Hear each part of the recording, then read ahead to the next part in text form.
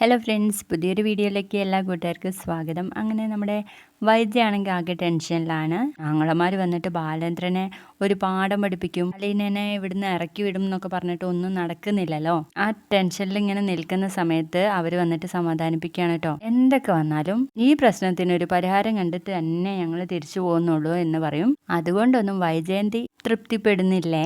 പിന്നീട് കാണിക്കുന്നത് നമ്മുടെ രേവതിക്കുട്ടിയാണ്. അലീന എല്ലാ കാര്യങ്ങളും നമ്മുടെ രേവതിക്കുട്ടിയെ അറിയിക്കുകയാണ് കേട്ടോ. ബാലചന്ദ്ര എല്ലാ സത്യങ്ങളും അറിഞ്ഞ കാര്യമൊക്കെ. അപ്പൊ അത് കേട്ട ഷോക്കിൽ തന്നെ നമ്മുടെ രേവതിക്കുട്ടി പറയുന്നുണ്ട്, അങ്കിളെ ബാലേന്ദ്ര സാർ എല്ലാ സത്യങ്ങളും അറിഞ്ഞു എന്ന് പറയുമ്പോൾ മാമച്ചൻ ചോദിക്കുന്നുണ്ട് കേട്ടോ. എന്ത് സത്യങ്ങൾ എന്ന് ചോദിക്കുമ്പോൾ അലീനേച്ചി വൈജയന്തി മാഡത്തിന്റെ മകളാണെന്നും അവര് പ്രസവിച്ച് ഉപേക്ഷിച്ച കുഞ്ഞാണ് അലീനേച്ചി എന്നുള്ള കാര്യമൊക്കെ അറിഞ്ഞു എന്ന് പറയുമ്പോൾ ഇവരാകെ ഞെട്ടിപ്പോവാൻ കേട്ടോ, ഗ്രേസ്യാമ്മയും മാമച്ചനൊക്കെ. അപ്പൊ പറയുന്നുണ്ടാവും, അച്ഛനല്ലാഞ്ഞിട്ടും അലീനേച്ചിയെ സ്വന്തം മകളായിട്ടാണ് ബാലേന്ദ്രൻ സാറ് കാണുന്നത് എന്ന് പറയുമ്പോൾ നമ്മുടെ ഗ്രേസ്യാമ്മ അങ്ങ് കെട്ടിപ്പിടിച്ചു പോവാണ് കേട്ടോ രേവതിക്കുട്ടിയെ. അപ്പൊ തന്നെ പറയുന്നുണ്ട്, മാമച്ചനെ ചൂണ്ടിക്കാട്ടി, ഞാൻ അതിനെ അച്ഛാന്ന് വിളിച്ചോട്ടെ, ഇന്നൊരു ദിവസം മാത്രം എനിക്ക് കൊതി കൊണ്ടാന്ന് പറയുമ്പോൾ നമ്മുടെ മാമച്ചൻ നല്ല സന്തോഷത്തിൽ നിൽക്കുന്നുണ്ട്.